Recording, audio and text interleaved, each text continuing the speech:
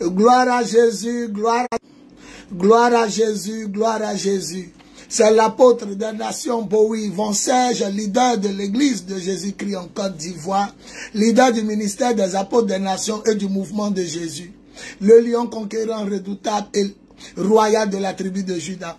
En ce jour béni de mon 40e enseignement et en même temps mon 40e jour de jeûne et prière, de consécration annuelle sur les 40, je voudrais bénir le nom du Seigneur qui m'a permis d'achever la course. Avec cet enseignement, prépare-toi à la rencontre de ton Dieu. Cet enseignement d'aujourd'hui portera donc sur le thème final. Prépare-toi à la rencontre de ton Dieu. Hier, nous avons vu la nature et le caractère de Dieu. Mais aujourd'hui, nous allons parler de prépare-toi à la rencontre de ton Dieu. Selon Amos, chapitre 4, verset 12, il est écrit, prépare-toi à la rencontre de ton Dieu.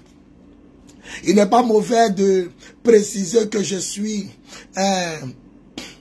né le 21 octobre 1975 à l'hôpital central d'Abidjan Plateau, République de Côte d'Ivoire, située en Afrique de l'Ouest, et que j'ai donné ma vie de façon radicale à Jésus, en esprit et en vérité.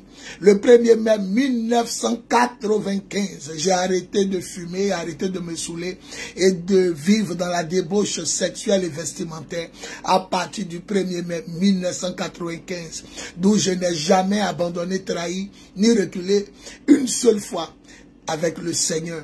Voilà, je veux bénir le nom du Seigneur parce que ce le fut par sa grâce et pour sa gloire. Il faut savoir avant de commencer que prépare-toi à la rencontre de ton Dieu est l'enseignement biblique le plus grand, le plus important, voilà, primordial. C'est l'enseignement le plus important et le plus grand. Il est écrit en 1 Corinthiens chapitre 15, le verset 1 à 3. L'apôtre Paul dit, je vous ai donné l'enseignement le plus important, l'enseignement le plus grand. C'est que Christ est mort pour nos péchés et il est ressuscité pour nos péchés. Selon ce cas, nous sommes les saintes écritures. Voilà, il est très important de savoir cela. L'enseignement le plus grand, le plus important, c'est prépare-toi à la rencontre de ton Dieu. En un mot, l'enseignement le plus utile. Et vous allez comprendre. Pourquoi c'est l'enseignement le plus important? Pourquoi c'est l'enseignement le plus grand? Pourquoi les gens doivent-ils se préparer à la rencontre de leur Dieu? Parce que l'Écriture déclare en Marc chapitre 16, le verset 15 à 16, Jésus dit, allez dans le monde entier et annoncez la bonne nouvelle, l'évangile à toute la création, à toutes les nations. Et celui qui croira et sera baptisé sera sauvé. Mais celui qui ne croira pas sera condamné. Faites attention, le Seigneur, sa parole est la vérité. Il dit celui qui ne croira pas au message qu'on va annoncer qui le concerne, sur sa mort et sa résurrection, sur l'enfer et le paradis, sur le bien et le mal, sur la nécessité de se détourner du mal et de pratiquer le bien, sur la nécessité d'obéir aux 10 commandements, de mettre en pratique les enseignements de Jésus et de marcher par le Saint-Esprit. Celui qui ne croira pas en ce message-là sera condamné. Ou en enfer, dans le feu éternel de l'enfer. Mais celui qui croira et sera baptisé sera sauvé de ce feu éternel et il vivra pour toujours dans le royaume de Dieu. C'est pourquoi l'Écriture déclare en Matthieu 16, le verset 26, à quoi sert-il à un homme de gagner le monde entier si au jour de sa fin, il perd son âme? Et qu'est-ce qu'un homme donnerait pour racheter son âme une fois que cette âme est perdue dans le feu de la géhenne? Vous ne pouvez pas imaginer comment c'est stupide, comment c'est idiot et bête de vendre son âme pour devenir une star à renommée mondiale. Comment tu peux vendre ton âme au diable alors que tout ce que vous voyez dans la création a été créé seulement pour Adam et Ève? C'est-à-dire que tout ce que vous voyez dans la création n'a pas de valeur plus que la valeur d'une âme. D'une âme, excusez-moi, la valeur d'une âme. L'âme n'a pas de prix. Comment tu peux vendre ton âme pour devenir célèbre dans les films, célèbre dans la musique, célèbre dans le football, célèbre dans la société, célèbre dans une position quelconque, comment tu peux vendre ton âme alors que le soleil, la lune, les étoiles, la galaxie, c'est-à-dire que l'univers tout entier, ça a été créé pour l'homme. Comment tout cela a été créé pour toi et toi tu te vends pour les biens de ce monde. Et Jésus dit à quoi ça sert à un homme de gagner le monde entier, d'être star célèbre, sans Christ. Et puis à la fin de ta vie, aller en enfer pour souffrir, pour toujours. Être atrocement torturé, jeté dans l'étang de feu, où tu brûleras, tu souffriras pour toujours, tu souffriras pour l'éternité. À quoi ça t'a servi de gagner le monde entier si au jour de la fin, tu perds ton âme? Et qu'est-ce qu'un homme en enfer, dans le feu, peut-il donner à Dieu pour racheter son âme? Hébreux 9, 29. Il est destiné à tout un chacun de mourir une fois, après quoi Dieu le juge. Soit il va en enfer, soit il va au paradis. On ne peut pas sortir de là-bas. C'est pas comme les gardes. Certains gardes qui se font corrompre, ou certaines autorités qui se font corrompre pour te faire sortir de prison ou de ton emprisonnement à vie. Non, c'est pas comme ça. Il n'y a pas de coup d'État qui va venir faire casser la prison dans laquelle tu es. Il n'y a pas de grâce présidentielle. Une fois que tu es là-bas, tu es là-bas. Une fois que tu es au paradis, tu es au paradis. Donc, à quoi ça sert un homme de gagner le monde entier si au jour de sa fin, il va en enfer? Et qu'est-ce qu'un homme déjà en enfer peut-il donner à Dieu pour que Dieu le fasse sortir là-bas? C'est à lui qu'appartiennent l'or et l'argent du monde entier. Agé chapitre 2, le verset 8, il dit l'or et l'argent lui appartiennent. Qu'est-ce que tu vas donner? D'abord même le Dieu corrompu, c'est Satan. Dieu n'est pas corrompu. Donc qu'est-ce que tu peux donner une fois en enfer? Matthieu chapitre 10, le verset 32-33. Lorsque nous allons annoncer l'évangile, il y a des gens qui vont refuser d'accepter Jésus. Alors Jésus dit, celui qui aura honte de moi, de m'accepter publiquement devant les hommes, moi aussi quand je reviendrai à la fin, je dirai que je ne le connais pas. Et celui qui n'aura pas honte, qui me reconnaîtra publiquement devant les hommes, je reconnaîtrai aussi devant mon Père et les saints anges qui vont m'accompagner lors de mon glorieux retour, que je le connais aussi. Matthieu 16, le verset 25. C'est pourquoi celui qui veut sauver sa vie, en refusant de m'accepter, moi Jésus, il perdra sa vie dans le feu brûlant de l'enfer, le lac brûlant de l'enfer. Mais celui qui perd sa vie, parce qu'il sera peut-être persécuté, rejeté par sa famille, rejeté par la société, rejeté par ses patrons, rejeté par ses bien-aimés, rejeté par ses contemporains, à cause de moi et de l'évangile qui me concerne, moi Jésus, celui-là sauvera sa vie pour le paradis. C'est la parole de Dieu. Matthieu 16, verset 25. C'est pourquoi l'Écriture déclare de façon solennelle en Jean chapitre 3, le verset 36.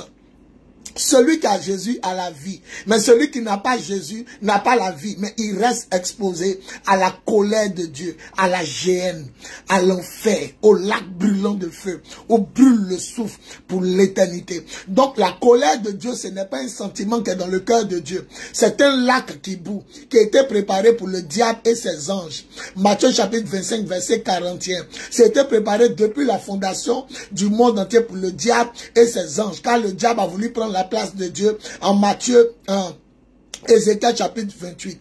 Et la Bible dit en Apocalypse chapitre 12 verset 7, il était chassé du ciel par l'archange Michael et ses anges qui le combattirent, lui et ses anges. Il ne fut pas le plus fort, il fut chassé. Et en Jean chapitre 16, le verset 9, Jésus dit, le prince de ce monde, Satan, est déjà condamné. Et quand Dieu dit, il a parlé. Donc Satan, c'est qu'il s'en va en enfer, il sera jeté là-bas pour toujours. Apocalypse chapitre 20, le verset 10. Et le diable qui trompait tous les habitants de la terre sera jeté dans l'étang de feu où ont déjà été le faux prophète et l'antichrist, la bête. Et ils seront tourmentés, ils seront torturés, ils seront punis là-bas pour des siècles et des siècles. Et tous ceux qui n'ont pas obéi aux 10 commandements, qui n'ont pas mis en pratique les enseignements de Jésus, qui n'ont pas cru en Jésus, qui n'ont pas accepté Jésus, et qui sont morts sans connaître le Seigneur, iront dans les lacs brûlants de feu pour toujours. Ils seront là-bas pour toujours. Ceux qui n'auront pas marché par l'Esprit de Dieu seront là-bas pour toujours. Donc le diable est déjà condamné. Autant pour moi, c'était Jean chapitre 16, le verset 11. Il est déjà condamné. Le verset 9 dit plutôt, Jean chapitre 7, Jean chapitre 16, le verset 9 dit plutôt, les hommes de ce monde, les habitants de la terre, hommes et femmes, grands et petits, riches et pauvres, malades et bien portants, se trompent au sujet du péché. Ils se trompent au sujet du péché tout simplement parce qu'ils ne croient pas en Jésus. Le premier péché le plus grand, le plus terrible, le plus important parmi les péchés, c'est de ne pas croire en Jésus-Christ. Ni croire, ni obéir en Jésus-Christ. Tu meurs et tu vas en enfer. Donc le message de Dieu aux gens de changer de comportement, de se détourner du mal et de pratiquer le bien, d'accepter Jésus-Christ, de croire en lui, de mettre en pratique sa parole, les 10 commandements de son Père et de marcher par son esprit, le Saint-Esprit, c'est le message le plus grand, le plus important. Nous pouvons prêcher les mystères, quelques mystères de la parole de Dieu. Ce n'est pas mauvais, mais le message utile aux hommes, c'est prépare-toi à la rencontre de ton Dieu. Car à quoi ça leur sert de dire à la foule, en langage ivoirien, d'être célèbre, star, de gagner tout le monde entier. Si au jour de la fin, les brebis, les fidèles, les païens autour de vous s'en vont en enfer. À quoi ça leur a servi d'enseigner les mystères? Car il y a beaucoup de chrétiens qui continuent de vivre dans le péché, la fornication, les rapports sexuels sans être mariés. Il y a d'autres qui sont mariés, même pasteurs, même servants de Dieu, qui commettent l'adultère avec des fidèles à l'intérieur ou à l'extérieur. Il y a beaucoup qui se tatouent, il y a beaucoup qui font les piercings, d'autres portent beaucoup des habits décolletés. Il y a beaucoup aussi qui changent la couleur de leur peau. Il y a beaucoup qui vivent dans l'homosexualité, la bestialité. Certains même vivent dans l'inceste. Donc, vous n'avez pas fini de convertir les gens, vous rentrez dans les mystères. Préparer le peuple à la rencontre de son Dieu. Jean 3, verset 36. Celui qui a le Fils a la vie, mais celui qui n'a pas le Fils n'a pas la vie. Il reste exposé à la colère de Dieu. Il reste exposé à l'enfer. L'enfer est derrière lui pendant qu'il marche, pendant qu'elle marche sur la terre des vivants. La personne est au gouffre de l'enfer. La personne marche au bord du gouffre de l'enfer. Pourquoi? Car Dieu a tellement aimé le monde qu'il a donné son Fils unique afin que quiconque croit en Jésus ne meurt point dans le lac brûlant de feu, mais qu'il ait la vie éternelle auprès de lui, Dieu, dans le paradis. Car Dieu n'a pas envoyé son Fils unique dans le monde pour juger le monde, mais pour que le monde soit sauvé par lui. C'est pourquoi celui qui croit au Fils n'est pas condamné, mais celui qui croit au Fils n'est pas condamné, mais celui qui ne croit pas au Fils est déjà condamné, car il n'a pas cru au Fils unique de Dieu. Jean chapitre 3, verset 16 à 18.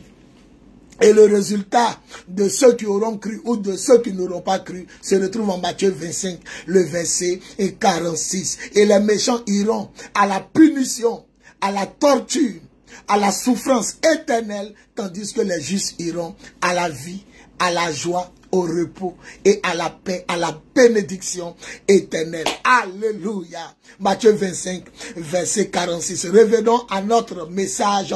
Prépare-toi à la rencontre de ton Dieu. Comment un Dieu qui est omniscient, omnipotent et omniprésent, comment un Dieu qui est partout à la fois, il peut dire il revient bientôt. Comment un Dieu qui est déjà partout à la fois, on va se préparer à le rencontrer. Comme un Dieu qu'on ne voit pas, nous on n'a qu'à se préparer à le rencontrer. Tel qu'il est écrit en Jérémie chapitre 23, le verset 23. La parole de Dieu est claire. Dieu dit dans l'Ancien Testament, suis-je un Dieu à la vue courte? Demande le Seigneur. Non, je reste un Dieu qui voit de loin. Si quelqu'un se cache, suis-je incapable de le voir? Ma présence remplit le ciel et la terre. Ne le savez-vous pas? Demande le Seigneur. Jérémie 23, le verset 23. Dieu dit sa présence. Lui, Dieu, il est partout dans l'univers. Il n'y a pas un lieu où il n'est pas. Mais bizarrement, la Bible dit, prépare-toi à la rencontre de ton Dieu. Comment quelqu'un qui est déjà là, on a qu'à se préparer à sa rencontre, puisqu'il est déjà là. C'est comme Jésus dit, l'heure vient et elle est déjà là. Comment quelqu'un qui est déjà là, il remplit l'univers, il remplit le ciel et la terre, il remplit les galaxies, il est partout. Il n'y a pas un lieu où il n'est pas. Il est omniprésent, omnipotent, omniscient. Et il dit, lui, il revient bientôt. Comment est-ce possible? Apocalypse chapitre 4, le verset 8. Les 4 êtres vivants glorieux qui sont devant Dieu chantent jour et nuit. Saint, Saint, Saint est le Seigneur Dieu Tout-Puissant. Le ciel et la terre sont remplis de sa gloire. Celui qui était, celui qui est et qui vient. Dans d'autres versions, celui qui était, celui qui est et qui va venir. Bon, attends, le Seigneur Dieu Tout-Puissant, le ciel et la terre sont remplis de sa gloire, de sa présence. Il est omniprésent, omniscient, omnipotent. Mais les anges qui sont devant lui disent, il était, il est, il va venir. Il était au passé, il est au présent, il viendra au futur. Ils n'ont pas dit il est venu, mais il va venir. Attention. Attention, comme un Dieu en Jérémie 23, verset 23, qui dit, il remplit, sa présence remplit l'univers, le ciel et la terre, et il dit, il va venir. Donc il y a quelque chose qui ne cloche pas normal, qui ne cloche pas bien. Si il a dit, il va venir, donc il revient sous quelle forme? Il revient comment? Amos 4, 12, prépare-toi à la rencontre de ton Dieu. Jérémie 23, 23. Suis-je un Dieu à la vue courte? Non, je suis un Dieu qui voit de loin. Si quelqu'un se cache, suis-je incapable de le voir? Ma présence remplit le ciel et la terre. Ne le savez-vous pas? Déclare le Seigneur Dieu. Jérémie 23, 23. Apocalypse chapitre 4, 8. Les 4 anges glorieux couverts Dieu au dedans et au dehors. Ils ne cessent de chanter jour et nuit. Saint, Saint, Saint est le Seigneur Dieu Tout-Puissant qui était, qui est et qui va venir. Il va venir où? Puisqu'il est là. Le mystère vous est révélé par la grâce et pour la gloire de Jésus. Alléluia. La parole de Dieu est la vérité. Vous devez savoir dans le mystère du Dieu qui était, qui est et qui vient. Vous devez savoir la nature et le caractère de Dieu. Ce mystère qui nous enseigne, que j'ai enseigné hier, sur la nature et le caractère de Dieu, à mon 39e jour et 39e enseignement, la nature et le caractère de Dieu, ça a porté là-dessus. Vous devez savoir que Dieu a fait l'homme à son image et à sa ressemblance, à sa propre image et à sa ressemblance, tel qu'il est. Tel nous sommes, nous dit la parole de Dieu en 1 Jean chapitre 4, tel il est, tel nous sommes. L'Écriture déclare en Genèse chapitre 1, le verset 26, Dieu dit, faisons maintenant l'homme à notre image et à notre ressemblance, qui nous ressemble vraiment. Et la Bible dit, il le fit à l'image de Dieu, il fit l'homme et la femme. La Bible dit c'était le 6e jour. Donc, nous sommes comme nous les hommes là. Nous sommes un en 3 personnes. Or, bizarrement, la Bible dit Dieu nous a fait comme il est. La façon il est, c'est comme ça il nous a fait. Or, nous sommes tripartites. Nous avons 3 dimensions en nous. Mais nous ne sommes pas 3. Mais nous sommes un en 3. Et la Bible dit que Dieu nous a fait comme lui il est. 1 Thessaloniciens chapitre 5, le verset 23 dit que Dieu garde nous les hommes, nous les êtres humains, hommes et femmes, grands et petits, même bébés. La Bible dit que Dieu protège notre être entier. Et puis on cite l'esprit, l'âme et le corps. En Matthieu chapitre 10, Jésus dit, n'ayez pas peur de ceux qui peuvent tuer le corps, mais qui ne peuvent pas tuer l'âme, qui ne peuvent pas tuer l'esprit. Est-ce que nous sommes 3? Non. Mais nous sommes une personne en 3 personnes. Comme Dieu est un en 3 personnes. Excusez-moi. Nous sommes une personne en 3 personnes. Ou 3 personnes en une personne. Comme Dieu est une personne en 3 personnes. Ou 3 personnes en la même personne. N'oubliez jamais, tout se passe à la Genèse chapitre 1, verset 26. Faisons l'homme comme nous. Faisons l'homme comme nous. L'Éternel a créé les animaux, animaux. Le soleil, soleil. La lune, les étoiles, les astres. Tout ce que vous pouvez imaginer dans les galaxies. Il a créé aussi l'eau, la terre.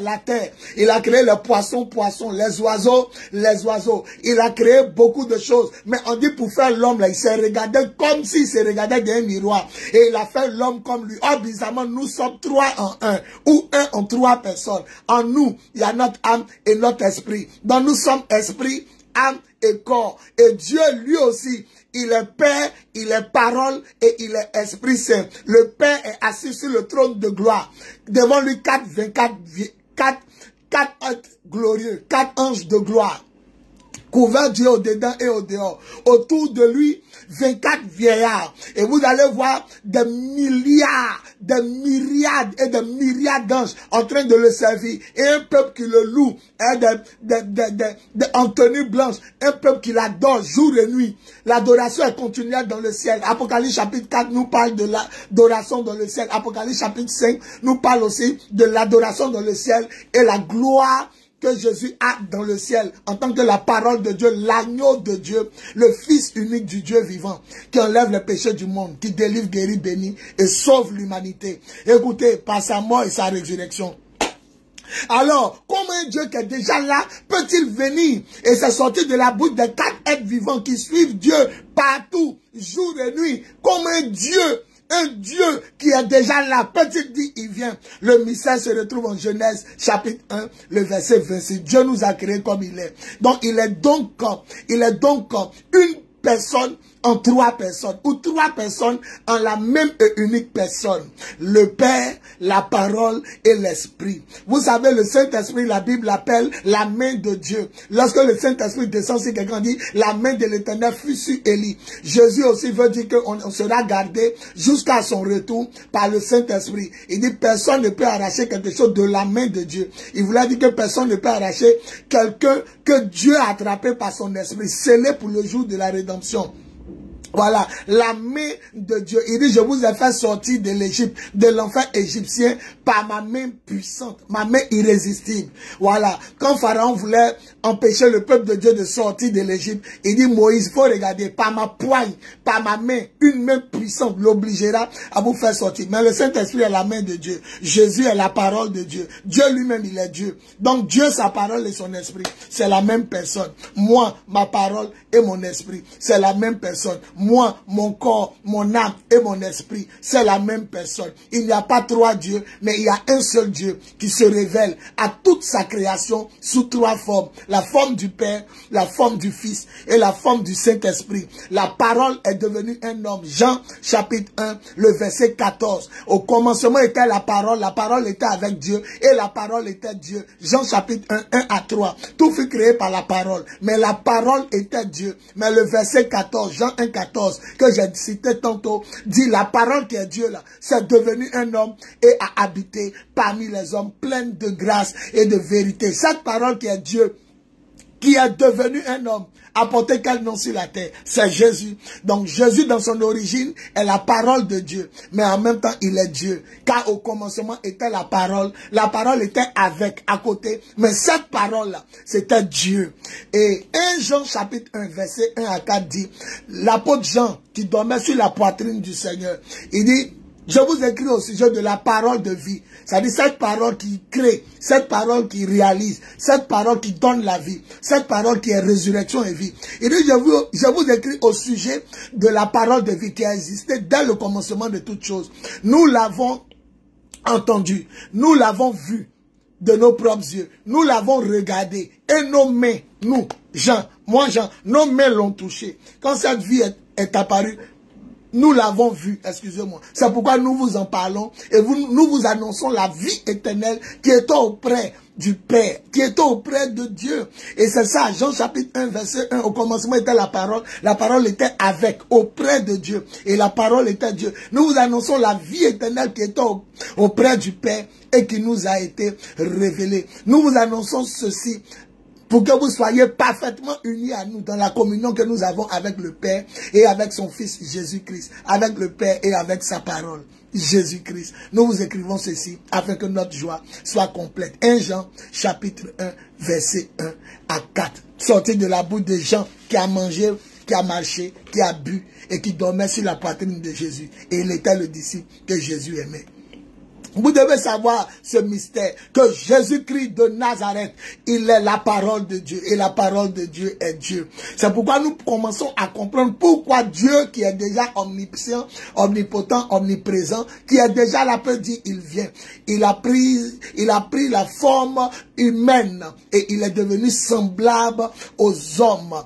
Philippiens chapitre 2, verset 5 à 11. Il est l'égal de Dieu. La version parole de vie dit, il est Dieu depuis toujours, mais il n'a pas regardé à son égalité avec Dieu, mais il a pris la forme humaine, il s'est humilié et il est devenu semblable aux hommes. Il a pris la forme de serviteur, il s'est montré obéissant jusqu'à la mort de la croix. C'est pourquoi il était souverainement élevé par le Père. Dieu a souverainement élevé sa parole. C'est comme si moi je te demande, respecte ma parole, il faut me respecter.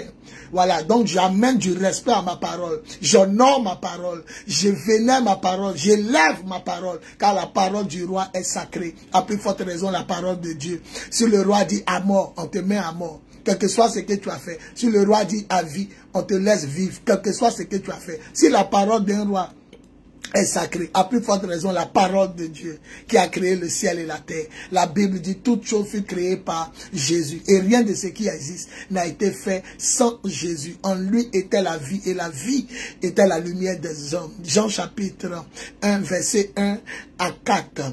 Et puis Colossiens chapitre 1, verset 15. Et puis Hébreu, ça c'est grave. Hébreu chapitre 1 dit, il est la représentation exacte. Jésus est la représentation exacte de ce que Dieu est. Et on dit, Dieu soutient l'univers tout entier par Jésus. Il soutient l'univers tout entier par sa parole puissante. Et sa parole puissante, c'est Jésus. C'est pourquoi Apocalypse chapitre 19, verset 11 à 16 dit, puis je vis le ciel ouvert, un cheval blanc apparut, celui que le monde s'appelle fidèle et véritable. Il juge le combat avec justice. Ses yeux flamboyaient comme du feu. Et il avait de nombreuses couronnes sur la tête. Il portait un vêtement taché de sang. Il s'appelle la parole de Dieu. Une épée aiguë sortait de sa bouche. Et la Bible dit que les armées du ciel le suivaient montés sur des chevaux blancs et habillés d'un fin tissu de lin blanc et pur. De sa bouche sortait une épée aiguë dont il va frapper les nations. Il les dirigera avec une autorité de fer. Il écrasera le raisin dans le pressoir à vin de la dent colère du Dieu Tout-Puissant. Sur sa robe et sur sa jambe, le nom suivant était écrit Roi des rois et Seigneur des seigneurs. Ce qui va nous marquer en Apocalypse 19, le verset 11, c'est le verset 13 d'Apocalypse 19.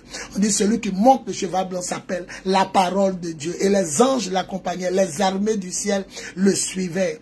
Les archanges, séraphins, chérubins, les anges guerriers l'accompagnaient parce que c'est lui qui les a fait. La Bible dit, il est le créateur des choses visibles et invisibles. Colossiens chapitre 1, verset 15 à 16. Ne jouez pas. Donc Jésus, qui est la parole de Dieu, et donc Dieu, qui s'est matérialisé en homme, c'est cette dimension de Dieu, cette personne de Dieu qui revient bientôt. Et pour nous montrer que Dieu et sa parole sont un, Jésus dit, je reviens bientôt. Apocalypse chapitre 22, le verset 7. Apocalypse chapitre 22, verset 12. Il dit, il revient bientôt. Et bizarrement dans le ciel, lui qui est assis sur le trône, pour montrer que Jésus et lui, ils sont les mêmes. Lui et Jésus, ils sont un. Lui aussi, les anges chantent. Saint, Saint, Saint est le Seigneur qui était, qui est et qui va venir. Comment quelqu'un qui est déjà là va venir?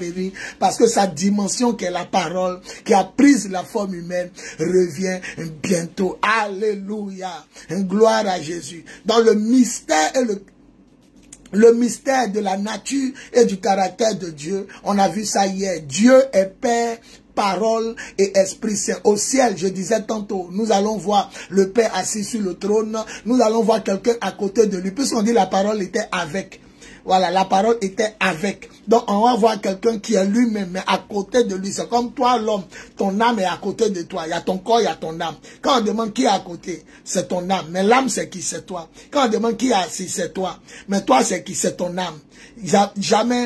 On peut jamais dire non, il y a Dieu ici qui est un Dieu. Il y a Jésus qui est un autre Dieu. Il est venu faire connaissance à un Dieu. Il y a un troisième Dieu. Non, non, non. Dieu, sa parole et son esprit sont un. Moi, ma parole et puis ma main.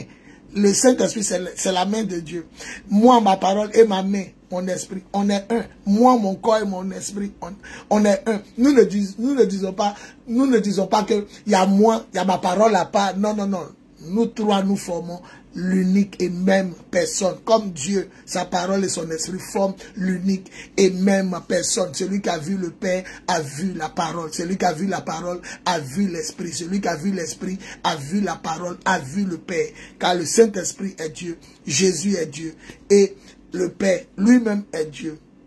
C'est comme moi, je m'appelle Bowie Yvon Serge. Quand il dit Bowie, je regarde. Quand il dit Yvon, je regarde. Quand il dit Serge, je regarde. Quand il dit Père, Dieu regarde. Quand il dit Fils, Jésus, Dieu regarde. Quand il dit Saint-Esprit, Dieu regarde. Le nom de famille, le prénom, c'est attribué à la même personne. Quand je me tourne et que je ne te vois pas. Quand il dit Bowie, je sais que tu as fait école primaire, moi. Parce qu'à l'école primaire, on m'appelait Bowie. Quand il dit Yvon, quand je me tourne, même sans te regarder, je sais que tu es un ami du quartier. Parce que quand je n'étais pas chrétien, mon oncle lequel on m'appelait, c'était Yvon. Et quand j'entends Serge, quand quelqu'un dit Serge, il fait allusion à ceux du collège Bougainville, 6e, 5e, 4e.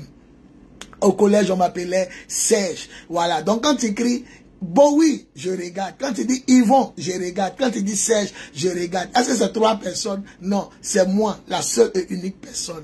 Donc, la dimension de la parole a pris la forme humaine et est venue sur la terre, pleine de grâce et de vérité. La Bible dit, nous avons vu sa gloire. La gloire que le Fils unique reçoit de son Père. Voilà. Jean chapitre 1, verset 14. Alléluia. Donc la nature et le caractère de Dieu, c'est que Dieu est Père, Parole, Esprit. Il est Père, Parole et Esprit de nature. De caractère, il est amour, vérité, puissance. Donc le Père est amour, la vérité, c'est la parole de Dieu. La parole de Dieu est la vérité. Et la puissance de Dieu, c'est le Saint-Esprit. La Bible dit Dieu est amour. Celui qui n'aime pas ne connaît pas Dieu, car Dieu est amour. On a vu ça dans l'enseignement passé. Sur la nature et le caractère de Dieu. Jésus qui est la parole créatrice, la parole de vérité, la parole vivante de Dieu. Jésus est la vérité. Père, sanctifie-les par ta vérité, car ta parole est la vérité. Et puis maintenant, le Saint-Esprit est l'extrême puissance et la suprême autorité de Dieu. Parce qu'on a vu ça hier. On dit le Saint-Esprit est capable de faire au-delà et au-dessus de ce que nous pensons ou imaginons. Voilà, le Saint-Esprit. Jésus dit, Dieu a mis sur moi, le Père a mis sur moi la marque de son autorité. Donc le Saint-Esprit est la suprême, l'extrême puissance et la suprême autorité de Dieu. C'est pourquoi Jésus pouvait commander aux démons. Et puis eux tous obéissent. Jésus pouvait commander à la mer, elle se calmait. Commander au vent, le vent se calmait. Commander à l'arbre, l'arbre séchait. Commander à l'eau de devenir du solide. Et puis il a marché dessus. Commander, car le Saint-Esprit est l'extrême puissance et la suprême autorité de Dieu. Donc attention, il n'y a donc pas 3 dieux, mais il y a un seul, même et unique Dieu qui se révèle à toute sa création sous 3 formes. La forme du Père, la forme du Fils et la forme du Saint-Esprit. Au ciel, nous verrons, il est assis sur le trône.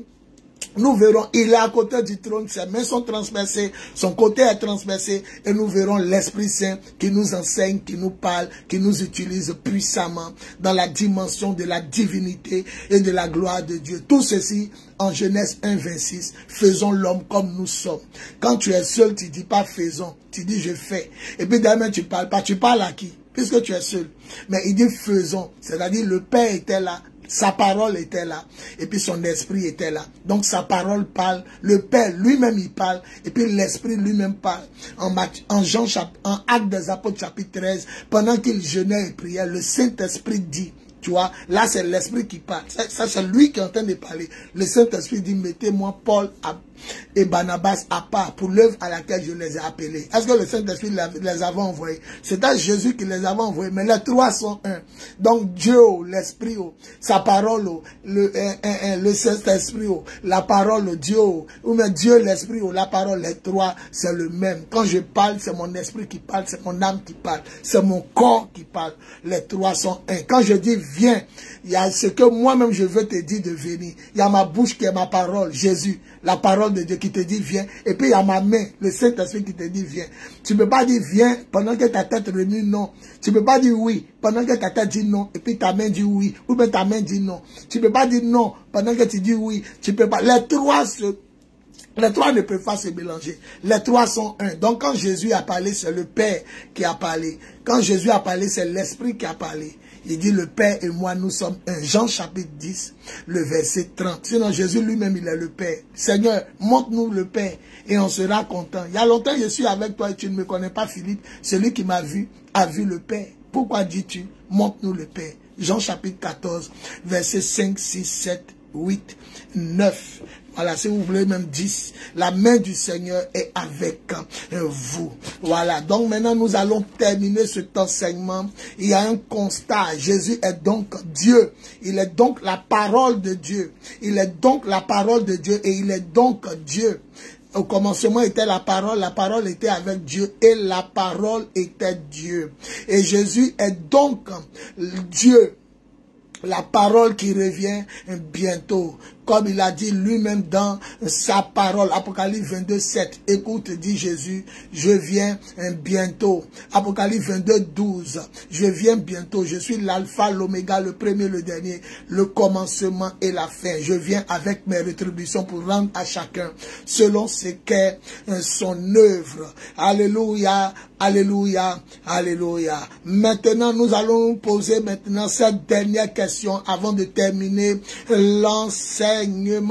Jésus est le seul qui a dit qu'il revient bientôt. Jésus est le seul qui a dit qu'il revient bientôt. Il est le seul que l'humanité attend depuis sa montée au ciel. Jésus a vécu 33 ans en tout et il a commencé son ministère lorsqu'il avait 30 ans. Voilà. Donc, pourquoi Jésus revient bientôt? La Bible dit, prépare-toi à la rencontre de ton Dieu. On a compris que Dieu est déjà là, mais c'est la parole, son verbe, qui a pris la forme humaine qui revient. Qui revient. Maintenant, on va se poser des questions. Les questions suivantes. Pourquoi Jésus revient bientôt? Pourquoi revient-il? Numéro 1, il revient pour juger les vivants et les morts.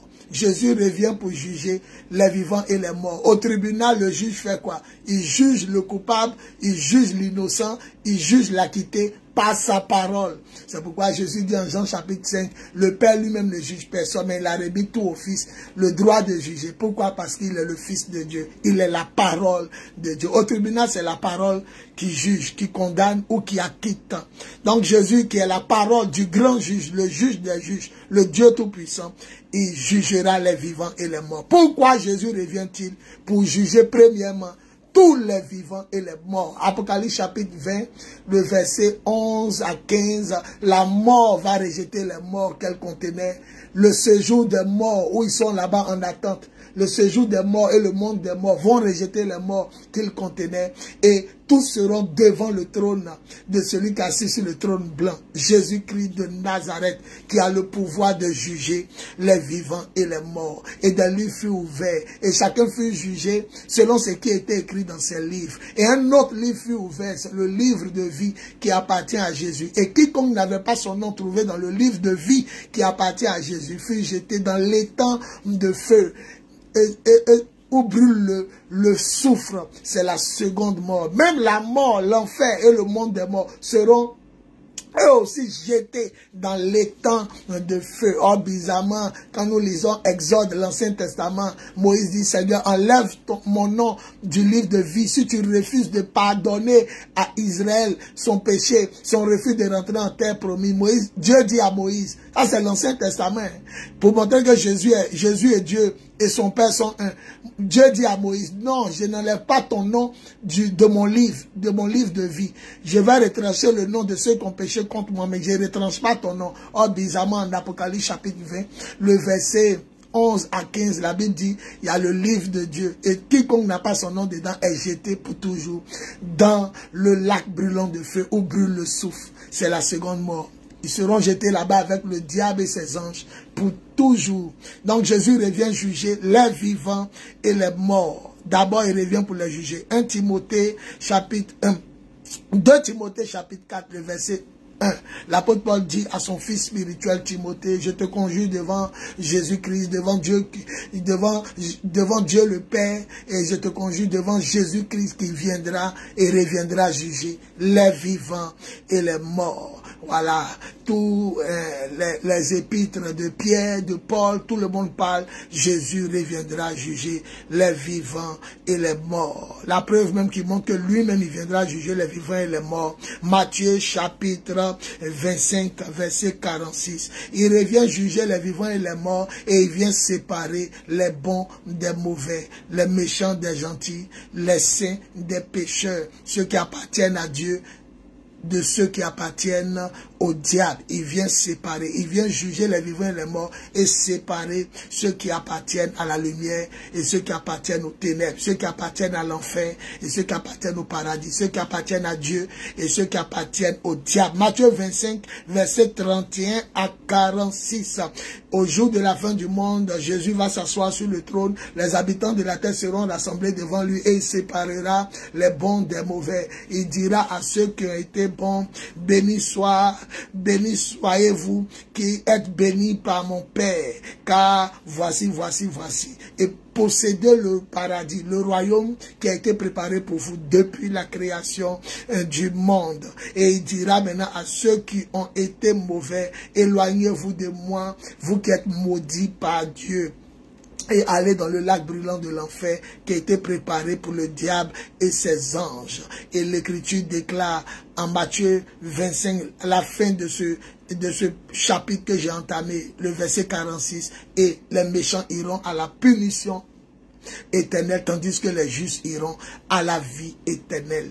La parole de Dieu est la vérité. Il est donc celui qui séparera le grain de la paille, qui amassera le grain dans son grenier et la paille dans un feu qui ne s'éteint jamais, a dit Jean-Baptiste, l'homme des mystères.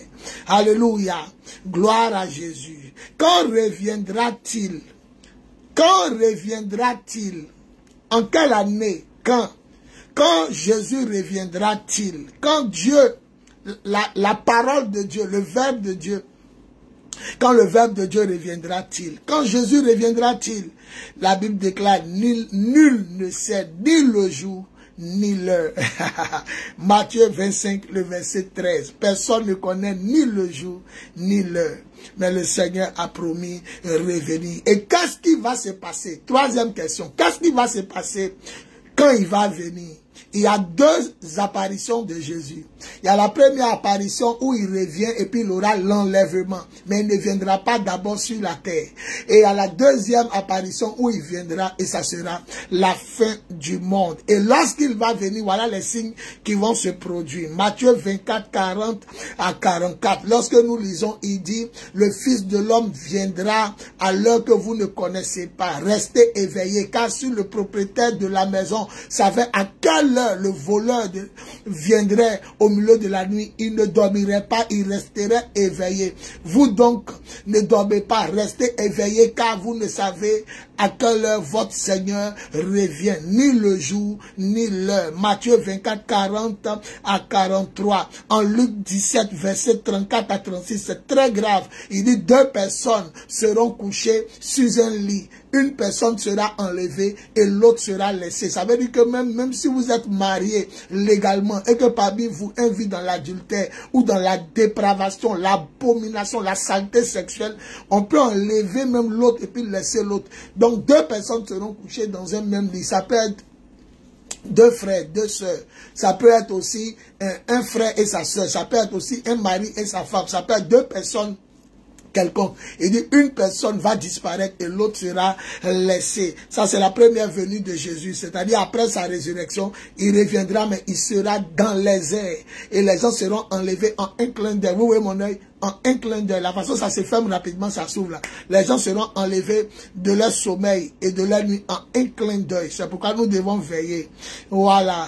L'écriture est claire. Luc 17, 34, 36. Deux personnes seront dans un même lit. Une sera enlevée et l'autre laissée. Deux femmes seront au travail, moudront du grain. Voilà. Et une sera enlevée et laissée. Moudre du grain, ça veut dire elles seront au travail. N'importe quel job, n'importe quelle activité. On enlève une, on laisse l'autre. Une disparaît pour laisser l'autre. Deux hommes seront au champ, ça veut dire au travail. N'importe quelle activité aussi quelconque. L'un parmi les deux sera enlevé. Il va disparaître et l'autre va rester. La parole de Dieu est la vérité. Jésus dit en Jean chapitre 14, le verset 1 à 3. Je ne vous l'aurais pas dit si ce n'était pas vrai. C'est le diable qui est menteur et le père du mensonge. Jean chapitre 8, verset 41, 42, 43, 44. Il est menteur et il est le père du mensonge. Il est meurtrier dès le commencement et il ne s'est jamais tenu dans la vérité parce qu'il est menteur et il est le père du mensonge. Donc numéro 1, pourquoi Jésus revient? Il revient bientôt pour juger les vivants et les morts. 2 Timothée 4, 1. Et il revient aussi pour séparer les bons des méchants, les enfants de Dieu des enfants du diable, les enfants de la lumière des enfants des ténèbres, et conduire les enfants de Dieu au paradis et jeter les enfants du diable en enfer. Matthieu chapitre 25, verset 31 à 46. Numéro 2, deuxième question. Quand Jésus reviendra-t-il alors? Nul ne sait ni le jour ni l'heure. Matthieu 25, verset 13. Jésus dit, veillez donc car nul ne connaît ni le jour, ni l'heure. Matthieu 25, verset 13. Quel est le signe qui va nous montrer que Jésus, et qu'est-ce qui va se passer quand Jésus va venir? Qu'est-ce qui se passera quand Jésus reviendra-t-il? Troisième question, quand Jésus reviendra, qu'est-ce qui va se passer? Matthieu 24, 40 à 44, Jésus nous demande de veiller parce que les gens seront enlevés et d'autres seront laissés. Voilà. Et Luc 17, 34 à 36, il a été clair. 2 personnes seront endormies, une sera enlevée, l'autre laissée. 2 personnes seront au job, 2 femmes, une sera enlevée, l'autre laissée. Et 2 personnes seront au travail, 2 hommes, l'un sera enlevé et l'autre laissé. Quelles sont les preuves qui montrent que Jésus revient bientôt? D'abord, il faut savoir que on n'était pas encore chrétien, on était peut-être religieux, né certes d'une famille religieuse, mais vous devez savoir que Jésus a existé. Ce n'est pas la Bible qui nous enseignait ça d'abord, c'est l'école primaire. Voilà, l'instruction que nous avons reçue à l'école primaire nous a parlé d'un homme appelé Jésus-Christ qui a existé. Et que c'est à partir de lui qu'on a commencé à compter les années. C'est pourquoi nous pouvons dire 500 ans avant Jésus-Christ et 500 ans après Jésus-Christ. Son livre est le livre le plus vendu au monde entier. Son nom est le nom le plus célèbre et il est la personnalité la plus célèbre. La star des stars, l'étoile des étoiles, le Dieu des dieux, le Seigneur des seigneurs, le Sauveur des sauveurs, le Roi des rois. Jésus est le Dieu vivant, la personne la plus célèbre de l'humanité toute entière. Son livre, appelé la Bible, est le livre le plus lu. Et c'est à partir de lui on a commencé à compter les années, les temps et les saisons. 500 ans avant Jésus, 500 ans après Jésus. Gloire à Jésus. Donc, il faut d'abord savoir que Jésus a existé. Même le monde incrédule païen nous enseigne que quelqu'un en Israël, sur la terre des Palestiniens, a existé. Et à partir de cette personne, on a commencé à compter les années 500 ans avant Jésus, 500 ans après Jésus. Il est au centre de l'humanité. Même dans sa mort, on l'a mis au milieu des brigands. Pourquoi on ne met pas Jésus à gauche, un brigand au milieu, puis l'autre à droite? Pourquoi on le met au milieu? Parce que Jésus est toujours au milieu. Même quand, sur la montagne de transfiguration, quand Élie et Moïse lui sont apparus, un était à sa gauche, un à sa droite. Il est toujours au milieu. Et le Père dit, voici mon bien-aimé, écoutez-le. Celui-ci est ma parole que je vous ai donnée. La parole qui est partie rencontrer Adam et Ève dans le jardin d'Éden. Genèse chapitre 3, on dit l'Éternel est venu, ils entendirent la voix du Seigneur. C'est la parole, c'est Jésus qui a créé Adam et Ève, c'est Jésus qui a fait l'univers, c'est Jésus qui a fait le jardin d'Éden, le paradis, l'enfer, tout ça là, tout ce que vous voyez, l'enfer a été créé pour le diable et ses anges depuis la création. C'est lui, il est le créateur des créateurs, il est le grand architecte, le vrai grand architecte, et non celui qui est dans les loges maçonniques et illuminatiques et rosicruciennes, les loges de sorcellerie fétichistes, satanistes et magiciennes. Non, non, non, il est le divin grand architecte. C'est Jésus qui a tout fait. C'est pourquoi on ne dit pas ils entendirent la voix du Père, mais ils entendirent la voix de Dieu. Et Jésus est la voix de Dieu. Au commencement était la parole, la voix de Dieu. La voix de Dieu était avec Dieu et elle était Dieu. Et c'est cette voix-là qui a tout créé. L'Éternel Dieu dit que la lumière soit et la lumière fut. Il parle. Jésus est là encore. Après ça, il dit qu'il y a une voûte dans le ciel qui sépare les eaux d'en haut et les eaux d'en bas. Et il appelait cette voûte-là ciel, qu'il y a une voûte qui sépare les eaux d'en haut et les eaux d'en bas. La pluie quitte en haut pour tomber et il y a des halos en bas. Et ce qui sépare l'eau d'en haut, l'eau d'en bas, il appela ça ciel. C'est Jésus qui est en train de créer. Hein. Jésus dit tout ce que je dis là, je le dis comme le Père me l'a dit. Donc, il est la parole de Dieu. Donc, Dieu assis, il ne parle pas, mais sa bouche est en train de créer. Tout fut créé par sa parole et rien de ce qui existe a été fait sans la parole de Dieu. Le troisième jour, que les eaux se retirent et laissent apparaître les continents. Il appela les eaux mer et les continents terre. Le même troisième jour, que la terre recouvre de verdure et laisse apparaître les arbres et les noyaux, pépins et les fruits. Voilà, pour la semence. Les noyaux, pépins pour la semence. Cela s'est réalisé le quatrième jour. Qu'il y ait des lumières dans le ciel pour éclairer la terre, présider le jour, la nuit, séparer la lumière des ténèbres. Il fit la plus grande source source de lumière, qu'il nomma le soleil, la petite source qu'il nomma la lune, et il mit les étoiles. Ce fut le 4e jour. Le 5e jour, qu'il y ait des oiseaux dans le ciel, et que la mer grouille d'une foule d'êtres vivants, et que les oiseaux se multiplient sur la terre. Et cela arrivé maintenant le 6e jour, qu'il y ait des animaux sauvages et domestiques. Il a fait les animaux sauvages et domestiques. Et le même 6e jour, il dit, faisons maintenant l'homme à notre image et à notre ressemblance, qui nous ressemble vraiment, qu'il soit le maître des poissons, des oiseaux dans l'air, des animaux de la terre, de toute la création. Et l'Écriture déclare en Genèse 1, verset 31, l'Éternel constata que ce qu'il avait fait était une très bonne chose. Il eut un soir et un matin. Ce fut la 6e journée. Et Dieu se reposa. Alléluia. Alléluia. Alléluia, gloire à Jésus. Donc vous devez savoir ce qui va se passer, c'est que le Seigneur viendra enlever les gens, les justes des bons. Il se parera. Dans la parabole de la mauvaise herbe, il avait planté une bonne semence, et quand ça a poussé au milieu de la nuit, pas quand lui il dormait, Dieu ne dort pas, il ne sommeille ni ne dort, celui qui garde Israël. Quand tout le monde dormait, le maître a vu l'ennemi venir mettre la mauvaise herbe. Quand les serviteurs se sont réveillés le matin, ils ont dit, mais maître, n'avais-tu pas planté une bonne semence? D'où vient donc la mauvaise semence? Il dit, laissez, c'est un ennemi qui a fait ça. Veux-tu que nous partions arracher la mauvaise herbe? Il dit, non, laissez. Parce que de peur qu'en arrachant la mauvaise herbe, vous arrachez aussi la mauvaise herbe. Mais au jour de la fin du monde, je dirai aux ouvriers moissonneurs, qui sont les anges, eux ils voient clair que vous, parce qu'ils sont esprits.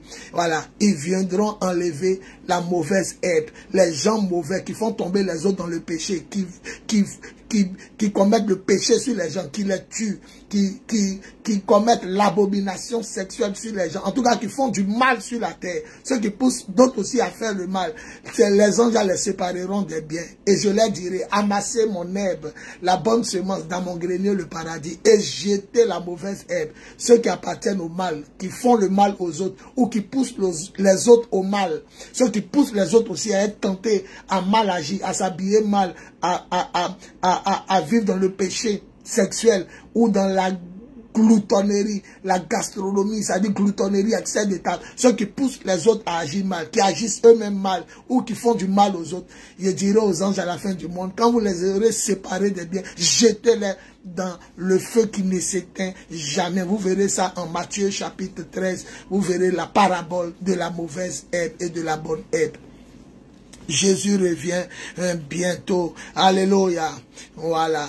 Donc le Seigneur, à l'école primaire, voilà. Quelles sont les preuves de son retour? Qu'est-ce qui montre que Jésus va revenir? Jésus va revenir parce que déjà à l'école primaire, on nous enseignait qu'il y a un être qui s'appelle Jésus. On n'était pas encore saint et sanctifié. Voilà, on était à l'école primaire tout petit, mais on nous a dit qu'il y a quelqu'un qui s'appelle Jésus, qui a existé en Israël, et c'est à partir de lui qu'on a commencé à compter les années 500 ans avant Jésus, 500 ans après Jésus. La deuxième des choses qui montre que Jésus va revenir, il faut savoir que Jésus apparaît de nos jours à tous ceux à qui il veut apparaître, tous ceux qui le lui demandent aussi, et tous ceux qui se conforment à ce qu'il a demandé. Quand tu obéis à ce qu'il a demandé, quand tu fais la volonté de Dieu, Jésus t'apparaît. Quand tu te purifies, tu te sanctifies, il t'apparaît. L'écriture est claire et l'écriture est la vérité. Heureux les cœurs purs, car ils verront Dieu. Matthieu chapitre 5, quand vous lisez les béatitudes. Heureux les cœurs purs, car ils verront Dieu. Jean chapitre 14, verset 21. Celui qui a mes commandements et qui les met en pratique, celui-là prouve qu'il m'aime. Mon Père Dieu aimera celui qui m'aime. Je l'aimerai aussi et je lui apparaîtrai. Dans d'autres versions, je me ferai connaître à lui. Moi, j'ai vu Jésus plus de 6 fois. Voilà. Bon, c'est pas important, mais j'ai vu Satan 2 fois, au moins 2 fois. J'ai vu le paradis, l'enfer. J'ai vu mon âme plusieurs fois sortir de mon corps. Donc, si j'ai vu mon âme sortir, j'ai vu effectivement mon corps couché aussi. Plusieurs fois, j'ai vu l'enfer, le paradis. J'ai vu Jésus. J'ai vu les anges. Je vois le Saint-Esprit, c'est-à-dire Dieu, quoi, la présence de Dieu. Je la vois tous les jours, continuellement, tous les jours, même aujourd'hui. Je vois cette colonne de feu qui a marché les Israélites, la présence de Dieu, la nuée, le matin, la nuit, le feu. Je la vois toujours avec moi. Elle est avec moi. Car Dieu est non seulement en nous, mais il est sur nous et il est avec nous. Donc la présence de Dieu en nous, la présence de Dieu sur nous, le revêtement de l'esprit et la présence de Dieu avec nous. Il dit, croyez-le, je serai avec vous tous les jours jusqu'à la fin du monde. Et là où 2 ou 3 soient assemblés en mon nom, je suis présent. Matthieu 18, verset 18 à 21. Et puis Matthieu 28, verset 19 à 20. Voilà, Matthieu 28, 19 à 20. Voilà, croyez-le, je serai avec vous tous les jours jusqu'à la fin du monde. Le Seigneur Jésus est la vérité. Alléluia. Vous devez savoir qu'il est la vérité. Voilà, je veux juste savoir. Voilà, je veux juste savoir cela. Donc, les choses qui montrent que le Seigneur le Seigneur reviendra bientôt. Les choses, voilà, c'est le verset 20. Je ne voulais pas dire verset 21 parce que Matthieu s'arrête au verset 20. Il fallait vérifier. Voilà.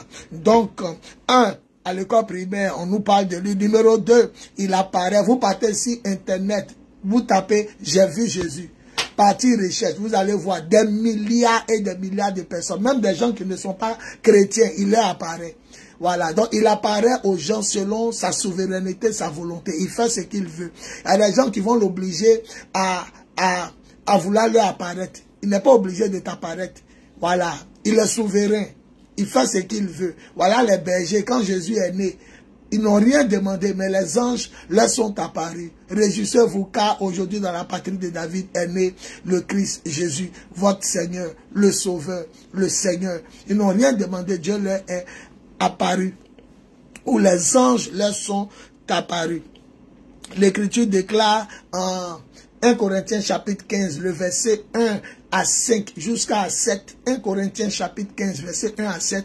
L'Écriture déclare que Jésus est apparu d'abord à Simon-Pierre. Puis il est apparu aux apôtres qui étaient vivants. Après, il est apparu à Jacques, son frère biologique, car Jésus a eu des frères biologiques, par Marie et Joseph. Voilà, lui il est Dieu, mais il est sorti d'eux pour sauver l'humanité. Donc il est apparu à Jacques. La Bible l'appelle toujours Jacques, le frère du Seigneur, même en Galates. L'apôtre Paul dit, quand je suis revenu auprès des apôtres, je n'ai trouvé aucun autre apôtre, si ce n'est que Pierre et Jacques, le frère du Seigneur. Et Jacques, le frère du Seigneur, a été cité dans Matthieu, et puis dans Marc, et puis dans Luc. Quand on citait les enfants de Marie, on a dit Jacques, voilà. Donc il est apparu à Pierre, Simon-Pierre, il a apparu à Jacques, il a apparu à plus de 500 de ses disciples à la fois. À la fois, c'est-à-dire au même moment, il est omniprésent. Quand un dit je l'ai vu, l'autre dit moi aussi je l'ai vu. Il a apparu à plus de 500 de ses disciples à la fois. Jésus est vivant. Dans Apocalypse chapitre 1, quand vous lisez à partir du verset 8, 15, 16, 17, 18, 19, il dit, j'étais mort, je suis vivant. Au siècle des siècles, je suis le vivant. Je suis le premier, le dernier, le vivant. Il est vivant. Voilà, il ne passe pas au siècle des siècles. Voilà, donc, numéro 1, les preuves de son retour. Il a existé. Il va venir. S'il existait, il va venir.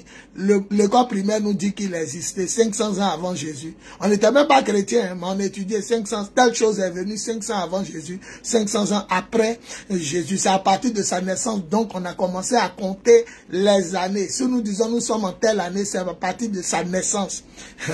Il est l'homme le plus célèbre. Il est la personnalité la plus célèbre de l'humanité. Le Dieu le plus célèbre. Et puis le Seigneur, le Sauveur, le Maître, le juge le plus célèbre.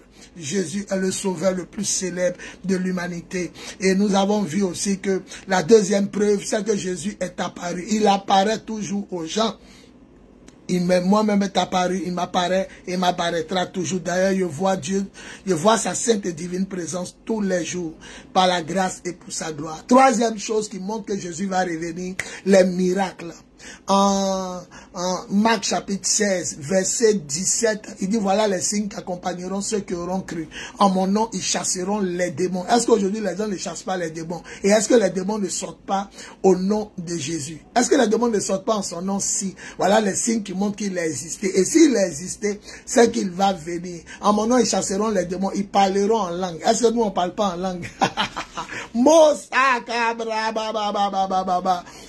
Ils saisiront les serpents. Les serpents, c'est les sorciers. Ils auront le discernement, l'autorité, le pouvoir de pouvoir attraper ceux qui sont magiciens, ceux qui sont d'abord sorciers, magiciens, sorciers, marabouts, magiciens, mystiques, ceux qui sont dans les loges, la franc-maçon et Kanka, Illuminatis, Rosicruciens, les satanistes. En tout cas, ils ont le discernement pour connaître le vrai esprit du faux esprit. Donc, ils saisiront les serpents.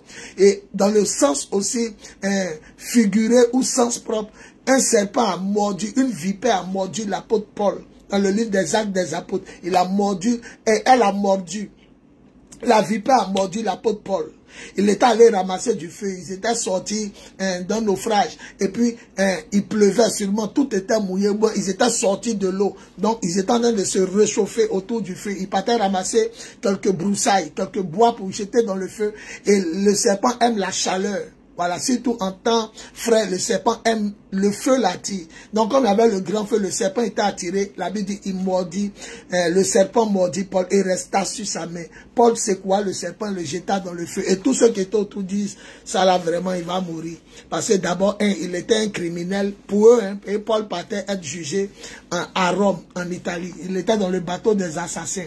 Il a demandé à être jugé par l'empereur César. Donc, on l'amenait de Jérusalem jusqu'en Italie. Donc, il était dans le bateau des vrais criminels. Mais lui, il avait été enchaîné seulement parce qu'il annonçait la vérité de Dieu. La vérité de Dieu en Jésus-Christ par l'Esprit Saint. Alors, les gens disent que lui, là, bateau là n'a pas tué, mais tellement qu'il doit être mauvais, Dieu a amené ses serpent même pour le mordre. Et la Bible a dit, ils ont attendu longtemps. Paul ne mourait pas, il n'enflait pas, il ne s'est pas asphyxié. Il était là comme s'il n'y avait rien. Et la Bible dit, ils ont changé d'avis. Ils disent, c'est un Dieu. Ils disent que c'est pas un homme. Eux-mêmes, ils disent que c'est pas un homme. C'est un Dieu. Donc Jésus dit, voilà les signes, ils chasseront les démons en mon nom, ils parleront de nouvelles langues, ils saisiront des serpents. S'ils saisissent des serpents, les serpents ne leur feront aucun mal. S'ils boivent quelques breuvages mortels, quelques nourritures, quelques eaux, quelques boissons, même si on leur donne des doses mortelles, cela ne leur fera aucun mal. Et ils imposeront les mains aux malades, et les malades seront guéris. Ils imposeront les mains aux malades et les malades seront guéris. Troisième preuve que Jésus va revenir. Et puis la dernière preuve, la présence du Saint-Esprit. Si vous voulez, le Saint-Esprit. Voilà. Celui qui est chrétien, c'est parce qu'il a reçu l'Esprit de Dieu. Soit tu donnes ta vie à Jésus, on te fait baptiser en son nom et tu reçois l'Esprit. Soit tu reçois l'Esprit avant de te faire baptiser. Celui qui croira et sera baptisé sera sauvé. Mais celui qui ne croira pas sera condamné. Marc 16, 15 à 16. On a vu Corneille et sa famille. Ils ont reçu le Saint-Esprit avant d'être baptisés. Actes des Apôtres chapitre 10. Quand Pierre, l'apôtre, est en train de parler de l'évangile, parler du salut, parler de Jésus, l'Esprit Saint est descendu sur eux. Ils ont commencé à parler en langue, à donner des messages reçus de Dieu. Et Pierre dit, peut-on refuser l'eau de baptême à ceux qui parlent en langue comme nous l'avons reçu aussi au jour de la Pentecôte, Actes des Apôtres chapitre 2.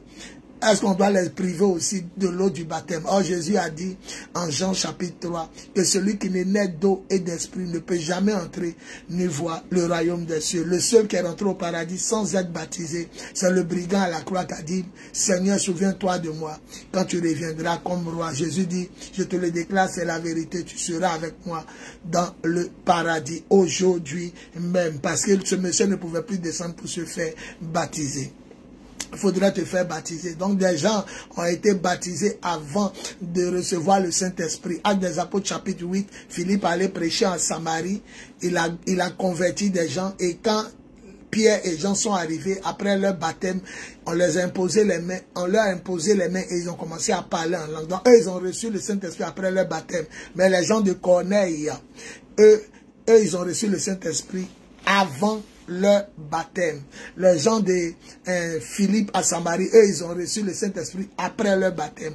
Donc, le Saint-Esprit qui est là, qui nous fait parler en langue, qui nous donne des visions, des songes, des révélations, qui nous amène dans le combat spirituel, à détruire les œuvres des ténèbres. Éphésiens 6, le verset 12, les dominations, les autorités, les principautés, les maîtres de ce monde obscur. Cet esprit qui marche devant nous comme un puissant géant, cet esprit qui est en nous, cet esprit qui est sur nous, le revêtement, et cet esprit qui marche à côté de nous. S'il est là, c'est que Jésus a existé, parce que c'est l'esprit de Jésus. L'apôtre Paul dit, je partais quelque part, et l'esprit de Jésus m'a empêché d'y aller. Le Saint-Esprit m'a empêché d'y aller.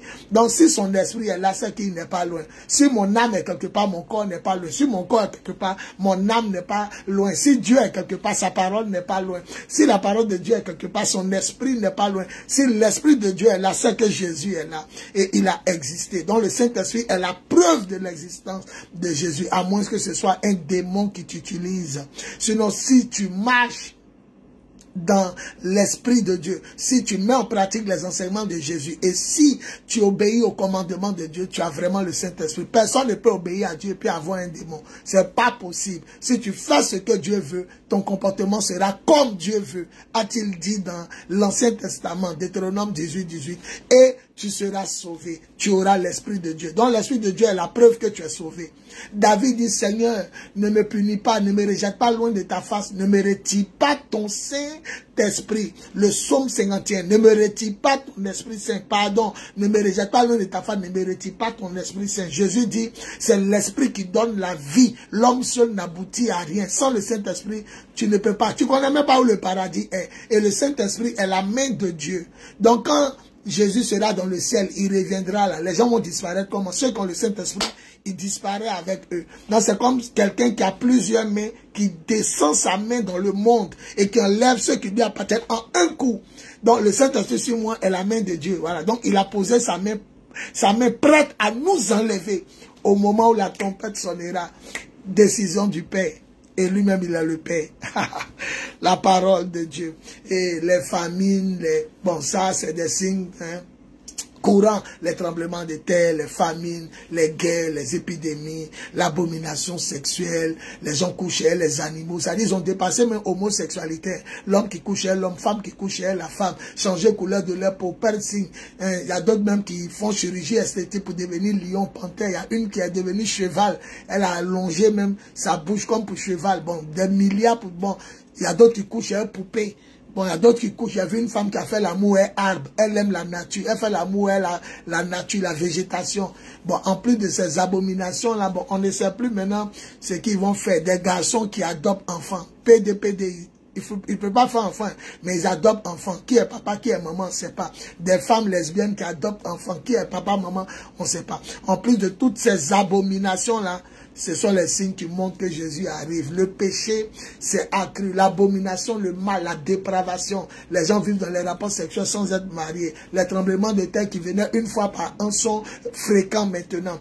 L'eau, les tsunamis, les tremblements de terre, les feux de brousse, les épidémies, les maladies bizarres, sida, et coronavirus, Ebola. Et puis, il y a des endémies, des maladies bizarres, la haine, la guerre, le racisme, comment on appelle ça, les génocides, en tout cas, le mal, les églises de Satan, les gens ne se cachent plus même, ils sont satanistes, ils ont leurs signes, ils ont leur église, ils ont leurs livres, les gens ne se cachent plus, les ténèbres sont en train d'envahir la terre parce que celui qu'on appelle le soleil levant, la lumière de justice, le soleil de justice, l'étoile filante du matin, l'étoile brillante du matin arrive. Jésus-Christ de Nazareth, le jour apparaît, les ténèbres s'en vont, nous dit la parole de Dieu. Alléluia. Et comment se préparer avant, dernière question, comment se préparer donc au retour de Jésus? Quelle attitude avoir? Numéro 1, il faut vivre dans l'humilité, il faut s'abaisser. Jésus même qui est Dieu, qui a pris la forme humaine, la Bible dit il a vécu dans l'humilité. Soyez humble. L'humilité précède la gloire et l'orgueil, la chute. Soyez humble, soyez humble. Vivez dans l'humilité. Et vivez aussi dans l'obéissance à la loi de Dieu, à la parole de Dieu et à l'Esprit de Dieu. Obéissez aux 10 commandements, obéissez aux enseignements de Jésus-Christ et obéissez à la marche. Ce que l'Esprit de Dieu vous dit, faites. Parce que les 10 commandements ont été écrits de la main de Dieu. C'est ce que la Bible nous dit. Ça a été écrit de la main de Dieu. Or, je vous enseigne que la main de Dieu, c'est le Saint-Esprit. Donc, celui qui marche par l'Esprit obéira à la loi et aux enseignements de Jésus. Parce que c'est lui-même qui a écrit la loi et c'est lui-même qui a dirigé Jésus. Quand Jésus a fini son jeûne de 40 jours dans le désert, quand il était tenté par le diable, on dit, il fut rempli et revêtu de l'esprit, car il avait pris la forme humaine et il fallait qu'il soit tenté comme tous les hommes ont été tentés. La Bible dit en hébreu, il a été tenté en toutes choses, mais il n'a point commis de péché. Et l'écriture me plaît trop. Galates chapitre 5, le verset 15. Laissez le Saint-Esprit diriger votre vie et vous n'obéirez pas aux désirs de votre chair, car les désirs de votre chair sont contraires à ceux de l'esprit et ceux de l'esprit sont contraires au désir de votre chair, de sorte que vous ne pourrez pas faire ce que vous voulez. Et le verset 25, Galates 5, le verset 25 dit, puisque le Saint-Esprit vous a donné la vie, laissez-le diriger votre vie. Parce que celui qui est dirigé par l'Esprit va vivre comme Dieu a vécu, comme Jésus a vécu, comme la parole a vécu, comme l'Esprit veut que tu vives. Si le Saint-Esprit dirige ta vie, tu vas passer d'exploit en exploit. Parce que la divinité de Christ, c'est que Jésus a fait là, tu vas faire, et tu vas faire de plus grandes œuvres encore. Jean chapitre 14 verset 12. Celui qui croit en moi, Jésus, fera les mêmes œuvres que je fais et il en fera de plus grandes. C'est pourquoi il a dit, je me mets auprès du Père. Parce que si je ne fais pas, l'Esprit qui est promis, l'Esprit Saint ne viendra pas. L'Esprit est venu pour que nous soyons une nouvelle créature. 2 Corinthiens 5, 17. Dès que quelqu'un est en Christ, il est une nouvelle créature. Les choses anciennes sont passées et toutes choses sont devenues nouvelles. Mais quand est-ce que nous sommes devenus nouvelles créatures? Lorsque nous faisons un avec Dieu. 1 Corinthiens chapitre 6 le verset 15. Celui qui s'unit au Seigneur devient un spirituellement avec lui. Donc nous devenons un avec Dieu. Quand vous lisez 1 Corinthiens chapitre 5, 1 Corinthiens chapitre 6, quand vous lisez là-bas, vous allez voir que celui qui s'unit à une prostituée devient un avec elle. Tel il est écrit, les deux, Adam et Ève, deviendront une seule chair. Et celui qui s'unit aussi au diable devient un avec Satan. C'est pourquoi vous serez jetés à votre papa le diable. Chaque enfant s'en va où son papa habite. Chaque enfant, tu nais à l'hôpital, mais on t'amène à la maison de ton papa ou de ta maman qui t'a accouché.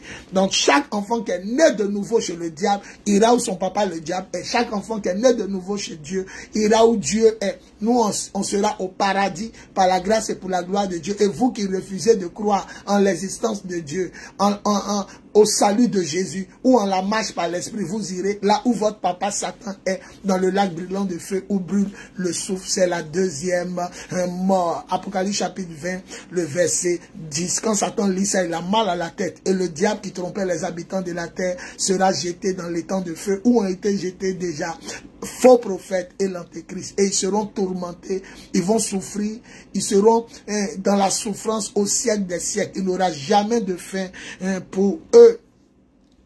La parole de Dieu est la vérité. Alléluia, alléluia, alléluia. Gloire à Jésus, gloire à Jésus, gloire à Jésus.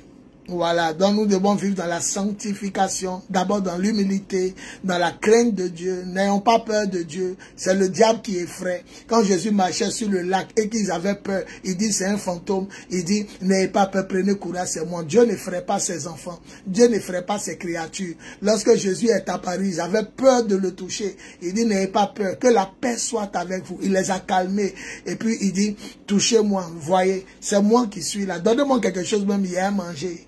Et puis ils ont commencé à prendre confiance. Dieu n'effraie pas, il n'effraie pas ses enfants. Quand ils étaient dans la barque avec Jésus, et puis ils étaient en train de crier, Maître, nous allons mourir. Le vent, l'eau commençait à rentrer. Ils étaient en péril. Le bateau, la barque commençait à s'affaisser dans l'eau.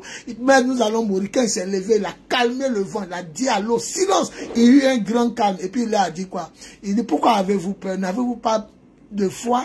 Voilà. Donc Dieu, il faut avoir la crainte de Dieu. Ça dit, le respecter, l'honorer, ne pas toucher les choses sacrées. Si tu n'es pas consacré à Dieu, ne pas faire les choses insensées, toucher les choses que tu ne dois pas faire, les choses que tu ne dois pas faire. Voilà. voilà, rester, voilà, avoir la crainte de Dieu, être dans l'humilité, avoir la crainte de Dieu, tu vivras longtemps. Voilà, honorer ton père et ta mère, car ce sont tes petits dieux sur la terre. Ton père et ta mère spirituelle aussi, ce sont tes petits dieux sur la terre. Et puis vivre dans la sanctification, ranger sa vie sexuelle, ranger sa vie vestimentaire et sa vie gastronomique. Un chrétien doit avoir fait le mariage, si vous voulez, la dot ou le mariage civil, sinon la dot qui est biblique devant Dieu, les anges et les hommes, avant d'avoir le rapport sexuel. Hébreux 13, 14. Que le mariage soit respecté par tous les hommes, le lit conjugal, exemple de toute souillure, car Dieu jugera les impudiques, ceux qui ne sont pas mariés, mais qui ont des rapports sexuels, et les adultères, ceux qui trompent leur mari et leur femme. Voilà, il y a ceux aussi qui seront jetés en enfer à cause de leur tenue vestimentaire. Deutéronome 22, verset 5. Un homme ne portera pas vêtements de femme et une femme ne portera pas vêtements d'homme. Cela est en abomination à l'Éternel. Cela est en horreur à l'Éternel. Dieu n'aime pas les garçons qui, si vous voulez, mais les travestis. En tout cas, une femme ne doit pas s'habiller comme un homme et un homme comme une femme. Et l'apôtre Paul a dit à Timothée, vous voyez, même Pierre, l'épître de Pierre, les deux disent quoi, une femme doit savoir s'habiller de façon convenable et non comme les païennes. Tu dois savoir t'habiller. Quand tu t'habilles, tu ne dois pas scandaliser l'église de Dieu, les juifs et puis les grecs, les païens. 1 Corinthiens chapitre 10, verset 31 à 32. Quoi que vous buviez, quoi que vous mangez, quoi que vous fassiez, ne scandalisez ni les chrétiens, ni les païens, ni les juifs. Voilà, donc tu ne dois pas porter des habits laissant apparaître tes seins, tes poils, ton nombril, tes fesses, et laissant apparaître ta nudité d'en bas, la couleur de ton caleçon, ton sexe, laissant apparaître en tout cas les cuisses, le bras, les choses comme ça. Voilà, un chrétien doit savoir s'habiller. Puis la gastronomie, ça peut te conduire en enfer si tu ne sais pas gérer ton alimentation. Les gloutons et ceux qui font les extraits de table n'entreront pas dans le royaume des cieux, y compris les avares, car être avare, c'est être cupide. C'est comme si tu aimes l'argent plus que Dieu, maman. Voilà, les avares sont comme des gens qui adorent des statues. Vous mourrez, vous partez en enfer. Comment se préparer donc au retour de Jésus? Vivre dans l'humilité, la crainte de Dieu, la sanctification sexuelle, vestimentaire et gastronomique. Vivre aussi dans la consécration. Lisez la Bible jour et nuit. Méditez la Bible jour et nuit. Et pratiquez ce que la Bible dit. Jeûnez, priez, sans cesse, consacrez-vous. 1 Thessaloniciens 5, verset 17. Priez sans cesse. Hébreux 12, sans la sanctification, vivez dans la sanctification sans laquelle personne ne verrait le Seigneur. Voilà. Efforcez-vous d'être en paix avec tous les hommes et de mener une vie sainte sans laquelle personne ne verrait le Seigneur. Permettez-moi de voir Hébreux 12. Voilà, il ne faut pas que je dise des choses qui n'existent pas. Hébreux 12, c'est ça. Hébreux 12, verset 14. Voilà, efforcez-vous d'être en paix avec tous les hommes et de mener une vie sainte, une vie rangée, sans laquelle personne parmi vous ne verra le Seigneur. Donc après la sanctification, la consécration, le psaume 1. Heureux celui qui ne marche pas selon le conseil des méchants, des gens sans foi ni loi, qui se tient à l'écart du chemin des coupables, qui ne s'assoit pas avec ceux qui se moquent de Dieu. Ce qu'il aime au contraire, c'est la loi du Seigneur, la parole de Dieu. Il le médite jour et nuit. Il le médite jour et nuit. Voilà, l'enseignement du Seigneur, il le médite jour et nuit. Il est comme un arbre planté près d'un courant d'eau qui porte ses fruits quand la saison est là. Tout ce que fait cet homme est réussi et son feuillage ne se flétrit jamais. Un psaume, le verset 1. Et puis vous allez voir les autres versets qui suivent. Ça nous parle de ça. Vous devez vivre aussi dans l'amour et le zèle de l'annonce de l'évangile. En Jean chapitre 2, la Bible dit, l'amour que j'ai pour ta maison et pour ton œuvre, oh Dieu me consumera comme un feu. Vous devez aimer annoncer l'évangile. Même si vous êtes muet, partagez les tracts de l'évangélisation. Même si vous avez un handicap quelconque, parlez de Jésus. Vous pouvez porter des t-shirts où on dit Jésus revient ou Jésus t'aime. En tout cas, le corps de Jésus annonçait l'évangile. Lui-même, très tôt, tard dans la nuit, pendant qu'il fait nuit noire, il est en train de prier. La Bible dit, ses disciples sont venus le voir. Maître, la foule te cherche. Il dit, allons ailleurs, dans les autres villages et villes, car c'est pour cela que j'ai été amené. Je suis venu pour annoncer l'évangile.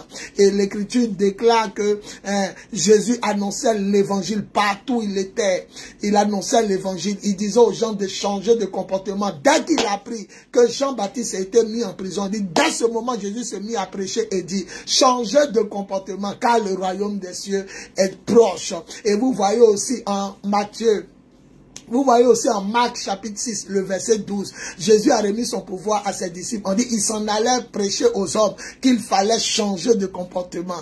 Et il est guéri en versant sur eux de l'huile et en chassant les démons au nom de Jésus. Vous voyez, la parole de Dieu est la vérité. Et l'Écriture déclare en Actes des Apôtres chapitre 2, le verset 35, 36, 37, quand le Saint-Esprit est descendu, ils ont parlé en langue, la foule est venue. Alors, Pierre a commencé à annoncer l'évangile. Ce Jésus que vous avez tué là, il est vivant. Nous l'avons vu, entendu. On a mangé, on a bu avec lui. Après qu'il soit ressuscité, il allait s'asseoir à la droite de Dieu. C'est lui que Dieu a fait Seigneur et Messie. Et nulle part dans le monde entier, Dieu n'a donné aux hommes quelqu'un d'autre par lequel le monde entier sera sauvé. On dit quand ils ont entendu ces paroles, la foule eut le cœur vivement touché. Ils ont dit à Pierre et aux autres apôtres, âmes frères, que devons-nous faire? Il dit, changez de comportement et que chacun de vous soit baptisé au nom de Jésus-Christ pour le pardon de ses péchés. Vous recevrez alors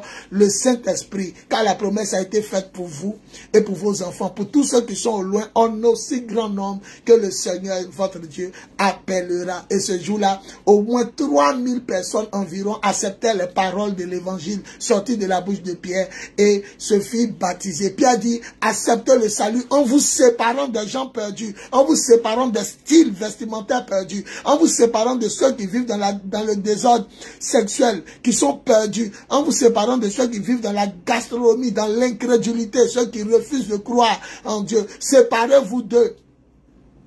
Et ils ont été baptisés et ils ont commencé à suivre l'enseignement des apôtres, à se visiter les uns les autres, à partager le repas commun, la Sainte Seine et à participer aux prières. Actes des Apôtres chapitre 2, versets 35, 36 à 42. La main du Seigneur est sur vous. Voilà, donc, quelle attitude adopter avant le retour de Jésus? Vivre dans la crainte du Seigneur, dans l'humilité, la sanctification, la consécration, l'amour et zèle de la parole de Dieu, l'amour et zèle de l'annonce de l'évangile de Jésus-Christ. Allez partout dans le monde entier et annoncer l'évangile à toute la création, l'évangile qui concerne la mort et la résurrection de Jésus. Allez leur dire que quelqu'un a payé le prix pour eux. Allez leur dire que cette personne est ressuscitée, elle est vivante, nous donnant le témoignage ainsi que nous aussi, lorsque nous allons mourir, nous vivrons. Il allait nous préparer une place, il revient nous chercher.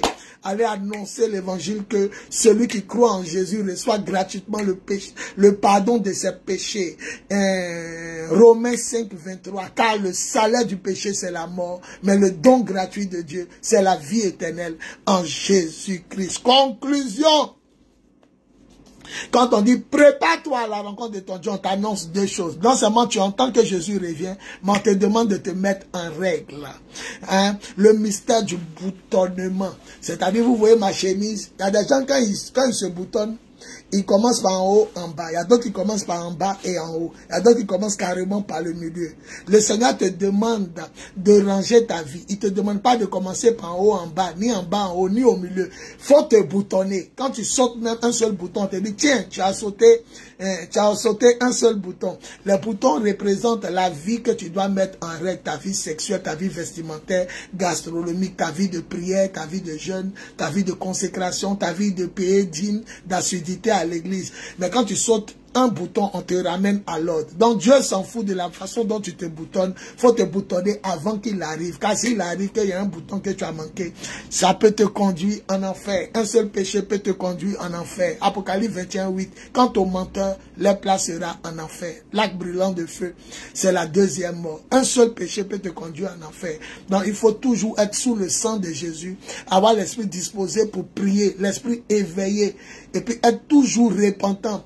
Quand tu sais que tu n'as pas voulu pécher, tu as glissé. Si jamais par inadvertance tu as péché, demande pardon à Dieu. Et si tu es sincère, tu ne recommences pas à chaque fois ce que tu fais, tu seras pardonné. Si nous confessons nos péchés, il est fidèle et bon pour nous pardonner. Et le sang de son fils Jésus nous purifie de tout péché. Dans le livre de 1 Jean, vous allez voir ça là-bas. Et ils ont vaincu Satan par le sang de l'agneau. Hein? Et par l'évangile qu'ils ont prêché. Ils n'ont même pas eu peur. Ils ont aimé le Seigneur jusqu'à donner leur vie pour le Seigneur. Apocalypse chapitre 12, le verset 12 à 13. Jésus est vivant. Voilà. 11, Apocalypse chapitre 12, verset 11, 12 à 13. Alléluia. La parole de Dieu est la vérité. Donc, boutonnez-vous. Voilà. Conclusion, Jésus revient bientôt. Quand il te dit ça, il t'annonce deux choses. Il t'annonce qu'il arrive. Tu sais maintenant qu'il arrive. Mais quand il dit, prépare-toi à la rencontre de ton Dieu. Non seulement il t'annonce que Dieu arrive en Jésus-Christ, notre Seigneur, en Jésus-Christ, sa parole, en Jésus-Christ, son verbe, par l'Esprit Saint. Mais en même temps, je te demande de te préparer. Préparer veut dire de prendre son temps pour ranger sa vie. L'écriture déclare, la parole de Dieu est la vérité. L'écriture déclare que quand Dieu va venir, il faut prendre son temps. Il y a la nouvelle Jérusalem, Apocalypse chapitre 21, 1 à 8. Hein? Puis je vis le ciel ouvert. Et il n'avait plus, non. Puis je vis un nouveau ciel. Le premier ciel et la première terre avaient disparu. Il n'avait plus de mer. Et je vis la nouvelle Jérusalem qui descendait du ciel, envoyée par Dieu, prête comme une mariée qui s'est faite belle pour aller à la rencontre de son mari. Avant d'aller à la mairie, on se fait beau, on se fait belle. Donc, il faut te préparer aussi. Il faut te nettoyer, il faut te sanctifier, il faut te consacrer pour le Seigneur ton Dieu. Voilà. Aujourd'hui, à mon dernier jour, 40 jours de jeûne et prière, permettez-moi de terminer en beauté. Voilà. Donc, il faut te faire belle ou beau pour rencontrer le Seigneur. Le mystère du boutonnement. Donc, quand je dis prépare-toi à la rencontre de Dieu, il y a un mystère qui est caché en deux phases. Non seulement je t'annonce qu'il arrive, mais numéro 2, je te demande aussi de prendre ton temps pour te préparer. Parce que Jésus dit, il vient à l'heure que vous ne connaissez pas. Vous ne connaissez ni le jour, ni l'heure. Vous comprenez? Donc, boutonnez-vous. Si tu mens, arrête de mentir. Tu voles, arrête de voler. Tu te procèdes devant les statues, les images, arrête. Tu te procèdes devant le soleil, la lune, les étoiles, arrête. Si tu aimes le sport, tu aimes les films, tu aimes la musique, tu aimes laver ton linge ou réunion de famille, ou tu t'aimes toi-même plus que Dieu, c'est une idolâtrie.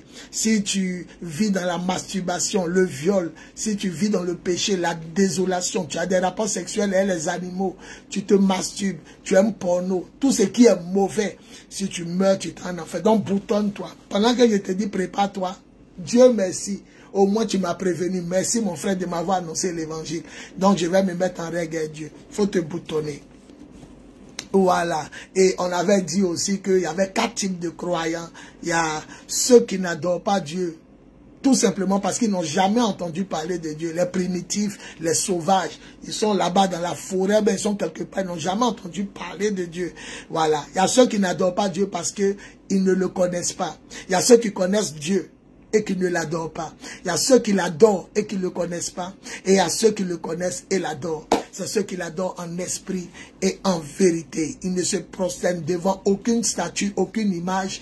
Et Dieu a la première place en tout. Ils aiment Dieu plus que eux-mêmes. Ils aiment Dieu plus que tout. Ils aiment Dieu de tout leur cœur, leur corps, leur âme, leur esprit, de toutes leurs forces. Ils aiment Dieu plus que leur papa, leur maman, plus que leur femme, leur mari, leur enfant. Ils aiment Dieu plus que leur travail. Ils aiment Dieu plus que tout cela. Ils l'adorent en esprit, en vérité.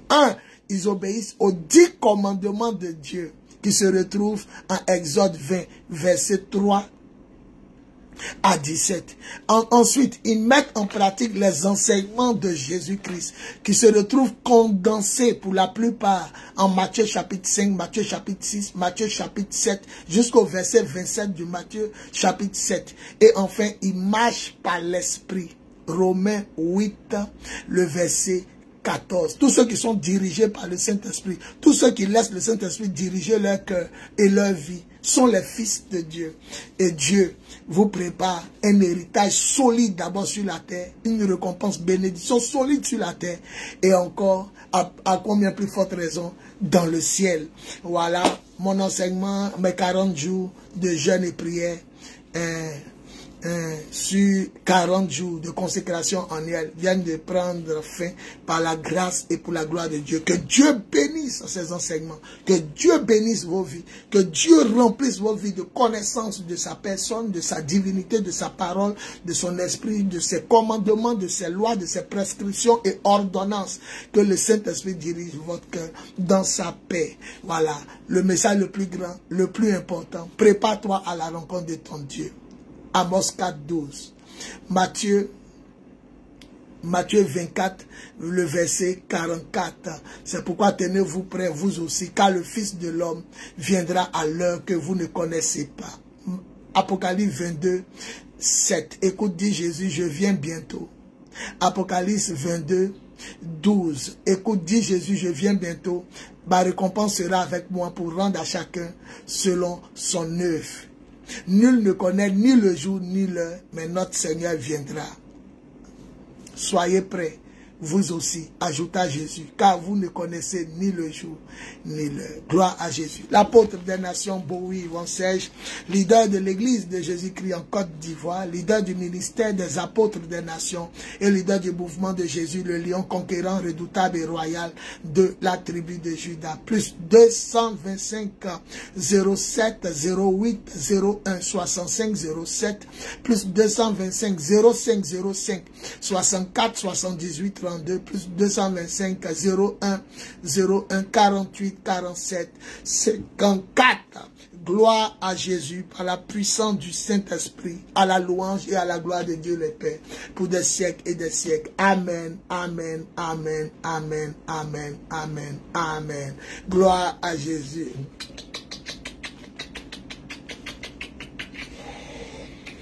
Merci Seigneur. Amen, amen, amen. Voilà. Je descends à 18h.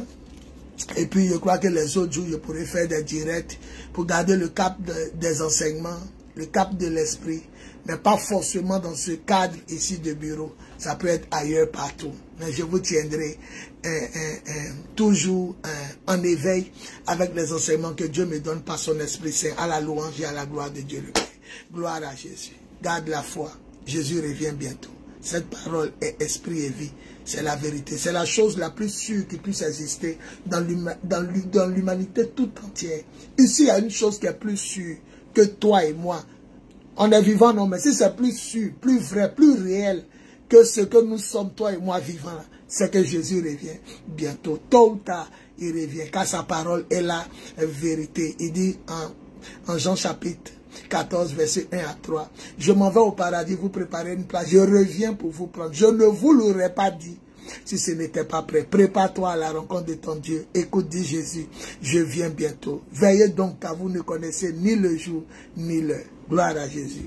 Heureux ceux qui restent éveillés et que le Seigneur viendra trouver dans la sanctification, la consécration, l'amour de l'annonce du zèle de l'évangile de Jésus-Christ par la puissance de l'Esprit. Amen, amen, amen. Amen, amen, amen. Amen, amen, amen. Gloire à Jésus. Amen, amen,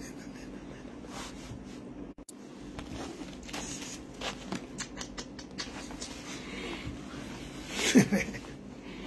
C'est difficile pour vous laisser. Jésus revient bientôt. Soyons prêts. Spirituellement, matériellement, financièrement. Soutenons son œuvre et soyons prêts. Amen, amen.